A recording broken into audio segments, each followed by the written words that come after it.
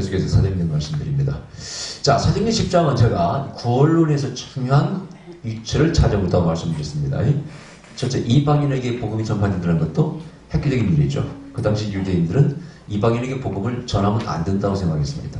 복음은 유대인들에게만, 아브라함의 후손들에게만 전해야 된다고 생각하고 있었죠. 근데 이방인에게 지금 열리는 겁니다. 방언을 주신 것도 사실은 그게 무슨 의미가 담겨 있어요. 이방인에게 복음이 전파된다는 의미가 담겨 있었다고 그랬어요. 방언은 다른 나라 말로 하는 거 아닙니까? 자, 그 다음에 이방인, 예레미야서 이사야 9장에 보면은요, 흑암의 백성들이 빛을 볼 것이며, 그 외에 구약의 여러 군데 이방인에게 빛이 흘러가, 예루살렘에서 흘러나오는 샘물이 저 이방 땅으로 흘러가. 이런 장차 모든 하나님의 백성들이, 유대인들은 메시아를 잉태하고 출산할 그런 민족으로 부름받은 것이고, 그 통로가 돼서 제사장 백성이 되어서 예수 그리스도와 그 복음이 전 세계로 전파되는 그런 과정을, 구원사를 성경은 구약부터 비밀스럽게 성경에 풀어놓았습니다. 관통하고 있습니다. 그리고 이것이 실현되는 거예요, 지금. 예수님이 메시아가 오셔서 복음이 이방인에게 복음 전파되는 겁니다.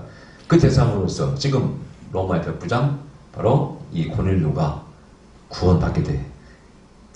지난주에 말씀드리기를 고넬료는 지극히 대단한 종교인이라, 기도하고 구제하고 헌금도 많이 하고 교회를 지어서 바쳤으니까 그런 사람이었는데, 그 사람에게 왜 예수님이 또 필요하냐 이거야. 종교생활 잘하고 있는데 여호와 하나님 믿지, 그죠? 기도하지, 구제하지, 뭐 더 이상 뭐가 필요해? 근데 아니더라 이거예요. 이 땅을 밟으신 메시아, 하나님께 나아가는 유일한 통로인 예수님을 만나야 돼. 그죠? 그게 여기 담겨 있는 거예요. 이건 우리가 부정할 수 없는 사실입니다. 그래서 우리는 오직 예수란 그런 믿음을 우리가 만드는 것이죠. 자, 그런데 이제 하나님께서 어떻게 연결시키냐, 구원을 어떻게 이루느냐. 첫째, 하나님의 종을 통해서 복음을 전파되게 합니다. 그죠? 복음 전파자가 필요해. 두 번째는 계시가 필요합니다. 계시를 이끌어가는 거예요. 이게 초대교회의 이제 굉장히 특징이죠. 강력한 성령 역사를 이면서. 자, 8장에서도 빌립보서에게 너 어디 가면은 어떤 에디브라는 예시가 있을 텐데 그에게 복음 전하고 세례를 베풀라. 그럼 계시를 받고 하잖아요. 어디 보면은 진짜 신비한 얘기들이 많습니다. 여러분, 신령한 세계, 신령한 하나님, 신령한 신앙생활하는 사람들은 신령한 것들을 체험하고 삽니다. 근데 그걸 모르는 사람은 뭐 그런 게 있어. 뻥치지 마. 뭐 그런 게 있어. 내가 광신주의야, 신비주의야. 여보시오, 성경이 참 신비주의인데 성경이 신비와 가차 있는 뭔 소리야. 그걸 하나님을 믿는, 살아계신 하나님 믿는 이유가 신령한 세계를 우리가 맛보게 하면 아닙니까? 썩지 않고 죽지 않고 영원히 사는 거. 그래야말로 병들었을 때는 팍 기도해서 고침 거, 어려움이 있을 때는 해결을 받고. 할렐루야. 그러기 위해서 믿는 거 아니에요, 우리가? 이 신비를 너무나 주장하고 주의에 빠지면 안 되겠지만 정말 우리에게 신비가 필요합니다. 아멘. 우리는 성령의 역사와 인도하심이 필요한 겁니다.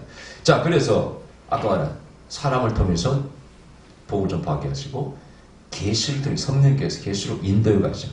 자, 그런데 오늘 여기에 이제 계시가 항상 정확한 계시냐 아닐까 할 때는요, 예를 들어서 어떤 사건에 대해서 두 사람이 세 사람이 기도를 했는데 똑같이 응답을 받아야 돼.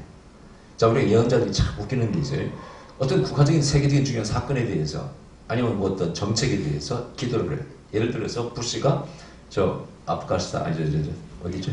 이라크를 점거했을 때 미국의 예언자들이 한 3대 1로, 뭐 3대 2나 갈라졌을 때, 전쟁을 지지하는 사람이 3, 하나님 뜻이 아니다, 반대가 2.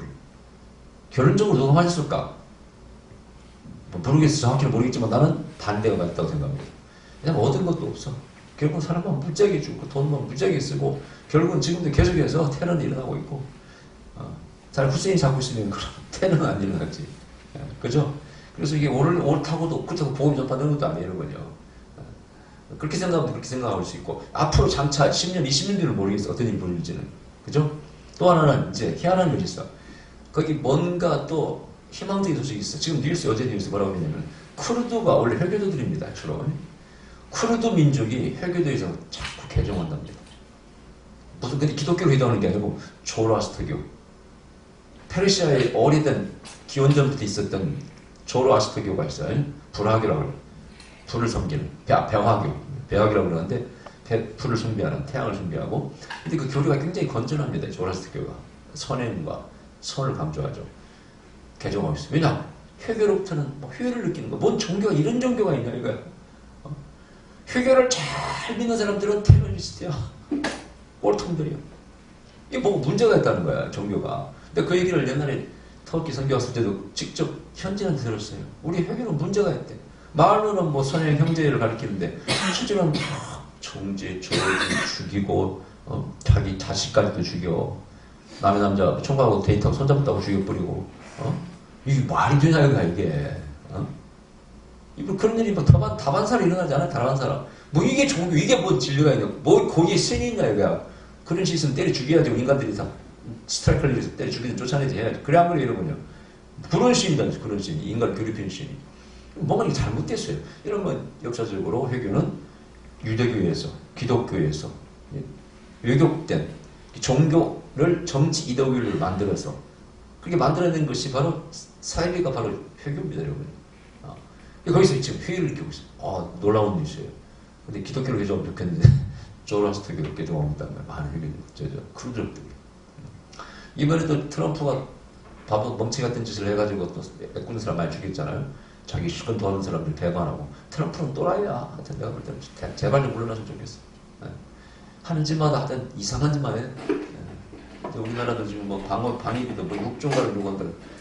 아유, 급치들은 우리를 위해서만 와 있는 거지, 지금. 그걸 또 지지하는 또라이들이 한국에도 많습니다.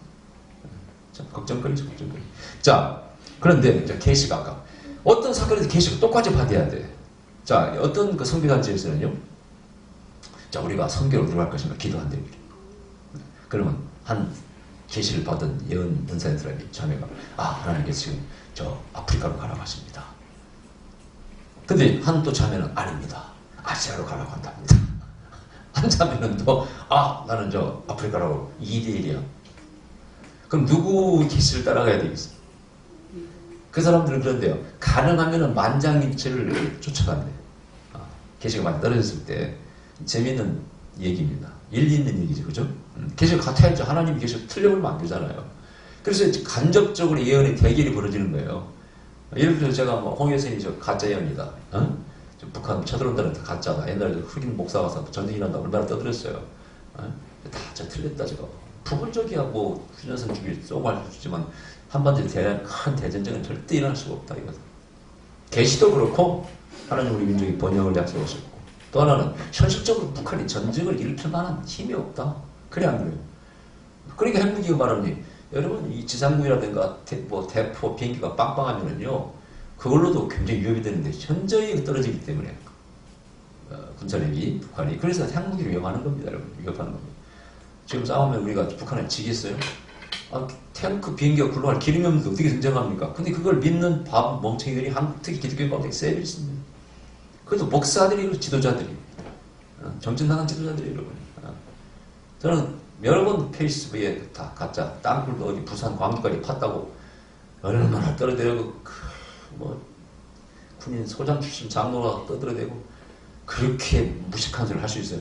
아니 미쳤다고 땅굴을 쫙 부산 광주까지 40개를 팝니까? 생각해보세요. 땅굴은 게릴라 전술을 내 필요한 게 땅굴이에요. 급습하기 위해서 이렇게. 그것도 많이는 보낼 수 없어요. 몇십 명, 많아야 몇백 명 보내려고 땅굴 파는 것이지. 여러분 땅굴을 부산까지 가려면 그 흙이야 돈이야 뭐 처리도 힘들고 엄청 그렇게 파놨다가 하나 발견되면 위에 입구만 막아버리면 다 무용지물이 여러분요. 그걸 땅굴을 팔겠어 많이 생각해보세요. 부산 가려면 그냥 배를 타고 가지 뭐 잠수함으로 가지 뭐 땅굴 파는 거리 갑니까 생각해보세요. 그걸 믿는 바보 천치들이 있고 목사들이 가르치는 목사들이 있습니다. 그 밑에 신앙생활 하는 사람 빨리 나오세요. 그 이따가는 여러분 평생 등신 뒤에 따라가면 등신집밖에 못합니다. 그렇게 분별력이 없어도 되겠어요. 여기 뭐 한강 이쪽에 한 몇 개는 숨어 있을 수도 있어요, 진짜. 그죠? 저놈들은 그냥 놔둘 수는 없고, 발견되지 않은 것들이. 그러나, 부산 왕주까지 땅굴을 뭐하러 팝니까? 팔 이유가 없어. 아무런 소득도 없어. 땅굴이 장점도 있지만은요, 발견되는 순간 그 무용지물이에요. 휴전선 부근에서 발견해서 그냥 거기다 폭탄 안 터뜨리든지 가스로 그냥 터뜨리면 그 안에 몰사하는 게 다 죽는 거예요, 여러분. 아무짝에 못 쓰는 거예요. 그걸 많이 파겠냐고. 청와대 중에 40개밖에 봤다고 해서 안 했어. 네, 그래서 에라이 이러면 믿는 등신들도 그렇고. 자, 그래서 정확히 분별하는 게 중요하다. 근데 중요해. 그래서 예언대기를 벌어지는 거예요. 그런 저런 막 예언대기를 저는 분명히 다 필수로 바뀌었어요. 뭐 또 베리침 영영도 얼마나 떠들고 나는 분명히 음소를 들었잖아요. 그거 아무것도 아니라고 하는 게. 요즘은 기술이 발달해서 이제는 그거 그거 몸에 좋지 않고 심지도 않고 계속 발전해가지고요. 어떤 게 나올지도 모릅니다, 이제. 이제는 보안이 뭐 요즘 양자 무슨 뭐 컴퓨터까지 나와가지고 양자 무슨 보안 이런 게 나와가지고 이제는 또 요즘 무슨 화폐? 가상화폐도 이제 그 기술도 이제 또 추천인 기술이 돼 있어요. 이제 얼마나 세계 빨리 발전하는지 몰라. 옛날에 우리 컴퓨터 정리했을 때 컴퓨터 바코드 있고 그걸 또 육육이라고 얼마나 떠들었어. 그런 걸 그렇게 주장하면 안 된다고 그랬잖아요. 세월이 지나면 다 후회해. 그때 떠들고 다니는 목사가 곧좀 멀었다고. 다 지금 거짓말리가 됐지 않습니까? 분명히 중요합니다. 그런데 여기서 같이 계시를 받아야 돼. 고넬료에게도 계시가 임하고 누구에게도 베드로에게도 계시가 임했어. 이거는 100점이야. 아멘? 이건 맞아. 자, 그런데 이 계시가 참 멋 있습니다. 오늘 한산 가운데 기도하는데 베드로에게 포자기에 쌓인 여기 고기들이 막 내려와. 우리 보니까 막 육회고기 다 들어있어. 이걸 자꾸 먹으라는 거야. 그러니까 베드로가 뭐라고 했어요? 나는 깨끗지 않은 건 먹을 수 없습니다. 율법을 어길 수 없습니다. 그때 하나님께 뭐라고요? 내가 깨끗하다는 건 떼고에 더럽다고 그래요. 흩뿌리고 환장. 자, 여기에 중요한 의미가 담겨있다고 저는 말씀드렸어요. 이건 우리 이제 신학교 장시 때 교수님들이 우리 신학교 교수들이 이걸 가르쳐야 됩니다. 이거. 중요한 신학교 중요한 이게 어떤 신학적인 가르침이 될 수 있습니다. 이게 구약에 똑같은 사건이 있다고 그랬죠, 내가. 어디에 나와요? 내가 이런 거 말씀드렸잖아요. 그렇지. 우리 교인들 똑똑해. 다 들어가지고 엘리야에게 까마귀를 잡아먹으라. 까마귀가 준 떡을 먹으라 그랬잖아요. 이 까마귀는 레위기 11장이 부정한 동물입니다. 만져서도 안 돼요, 여러분요. 왜? 까마귀는 시체를 파먹는 동물이에요. 독수리 이런 거 절대 먹어서도 안 되고 가까이 있어도 안 됩니다. 부정한 동물입니다. 근데 계시로 임한 하나님이 계시로는 까마귀는 떡을 먹으라는. 비둘기가 물고 왔으면 얼마나 좋을까? 고민 없이 받아먹지. 아멘. 아이고 가져온다. 고맙다.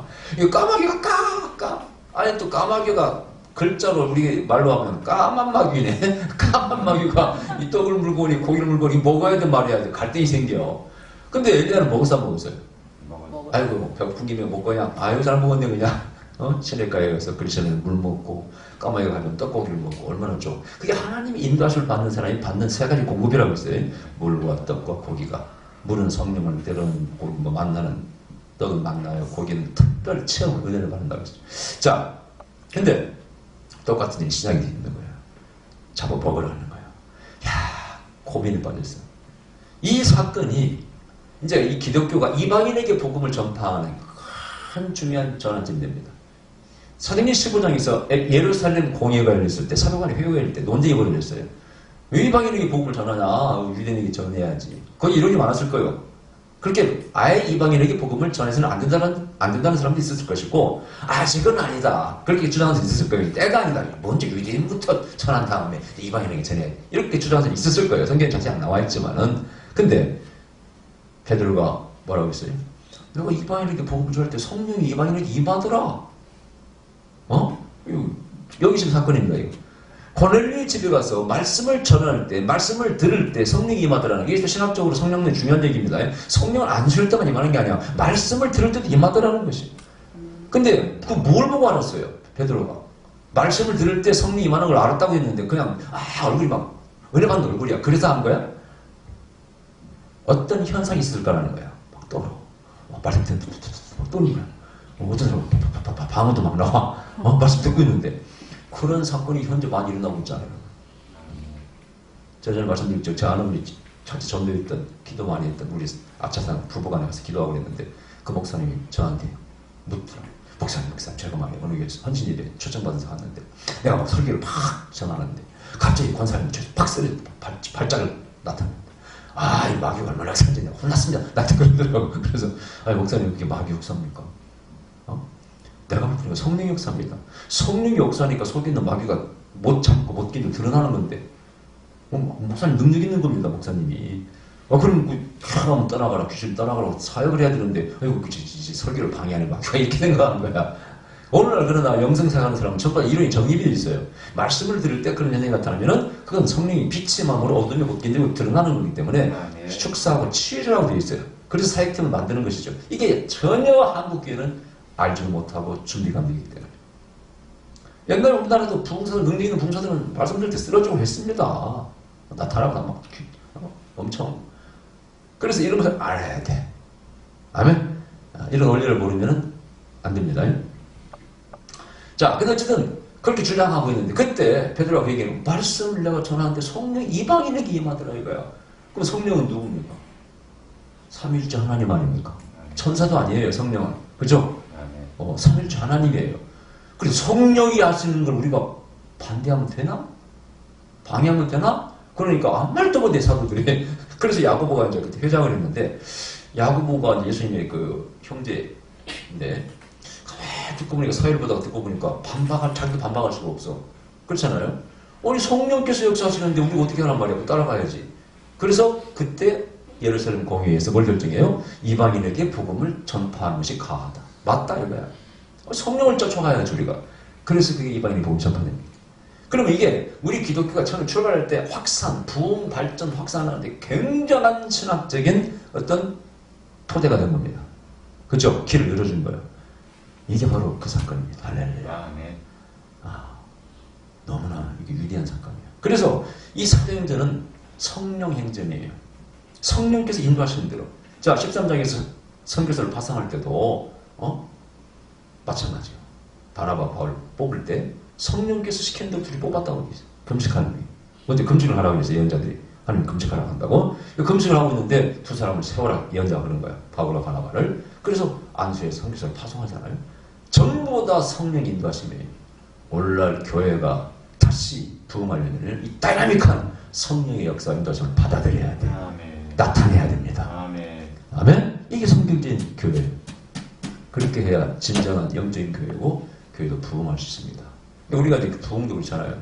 막 시스템, 제도, 훈련, 학교를 만들어서 전도하고 해서 부흥시킬 수 있다. 나쁜 방법은 아니에요. 당연히 필요한 것들이죠. 근데 자, 거기다가 성경적인 정말 부흥은 성령 역사가 같이 가요. 아멘. 성령. 그걸 깨달은 사람이 이제 오늘 교회 하영재 목사님 같은 분이 제자양령 하다가 뭐가 부족하다. 귀는 높아지는데 똑똑해지는데 제자양령 시키니까 말만 많아지고 문제가 있더라는 거예요. 그래서 그분이 영성을 받아들여요. 비나드 가서 배우고 경배 찬양 다 가서 배우고 내가 듣기로는 LA 갔더니 장로들하고 부교육자를 막 수십 명씩 데리고 와서 다 배우고 참관하고 LA 부흥하는 교회 특히 그 비나드라든가 영성하는 교회들 그걸 다 받아들이는 거예요. 그 성령도 하기 시작하지 않습니까? 그 교회는 지금 건전하게 잘 부흥하고 있는데 같은 제자 양육이 있던 오카노 목사님 교회는 큰 지금 문제에 이렇게 봉착해 있는 것이죠. 교회도 그러면 여러분 정말 활력을 잃어버리고 파워도 잃고 다 이렇게 되는 거예요. 경배, 찬양, 성령운동, 영성운동 하는 교회는 항상 다이내믹합니다. 안에서 막 살아있어. 생기가 있어요. 그리고 하영재 목사님 간장이 그 후에 무슨 좋은 유익이 있었습니까? 물었어요, 목사님들. 예. 우리 교인들이 전에는 귀만 높아졌는데 성령운동 하니까, 영성운동 하니까 헌신자가 나오기 시작합니다. 첫째, 헌금이 불었습니다. 잘 내놓는다는 거예요. 그 다음에 선교하겠다는 사람이 많이 생기는 거예요. 그 얘기를 했다고 그래요, 그분이. 듣지 못했네. 사실 맞는 거예요. 사실 맞잖아요. 성령 정말 좀 당연히 이렇게 되죠. 자, 그래서 이렇게 성령이 인도하시는 대로 가야 돼. 요즘도 마찬가지예요. 구약과 신약 사이에 중요한 예레미야서 보면은 이제 법궤가 필요 없을 때가 있다는 거예요. 마음에 법을 새긴 때가 온다는 거예요. 성령 시대를 의미합니다. 영으로 새기는. 그래서 이런 중요한 전환점이 되는 계시가 여기 나와 있는 겁니다. 그래서 우리는 지금 마찬가지예요. 성령을 쫓아가야 됩니다. 아멘. 성령이 여기서 일하시면 이리 가야 돼 우리가. 근데 지금 한국 교회는 성령의 불을 다 꺼버려. 좀 역사만 강하게 나타나는 사이비래. 사이비성이 있대. 확실히 시작적인 큰 걸 되지도 못하고. 그래서 다 불을 꺼버리고 지금 한국교회가 굉장히 성령론이 추락되어 있지 않습니까? 생각하면 됩니다. 저는 그래서 이런 알기에 에라이 못 먹어도 고다까지 나는 이 길을 간다. 죽이냐 밥이냐 모르겠다. 성령이 이걸 우리에게 말씀하니까 성경이 나는 이 길로 간다. 말씀과 성령 두 가지 신앙의 두 기둥을 뚝 세우고 그 길로 가야 되겠다 하고 가는 겁니다. 아멘. 이게 무슨 열매가 있고 없고 그럼 다른 사람은 여보시오 그러면 그 열매가 많은 것만 쫓아갈까요? 아 그러면 저 문선명한테 가 거기는 100만 넘어. 예? 뭐 또 하나님 무슨 어머니라고 부르는 거 어디 그게 뭐죠? 거기도 그렇게 많다네. 또 숫자가 이상한데 뭐 신천지 말할 것도 숫자 부흥되는 거리가 뭐 거기 가서 배우지 뭘 거기서 끼어서 하지 뭐하러 뭐 일이 있어. 여러분 내가 마지막 싸움은 능력 싸움이 뭐라고 했어요? 진리의 싸움이라고 했어요. 진리의 싸움. 성경대로 가야 돼. 아멘. 성인이 되시면 쫓아가야 됩니다. 기도하십시다. 그러신 우리 아버지 감사드립니다. 오늘 빈소를 깨달는 게 많습니다.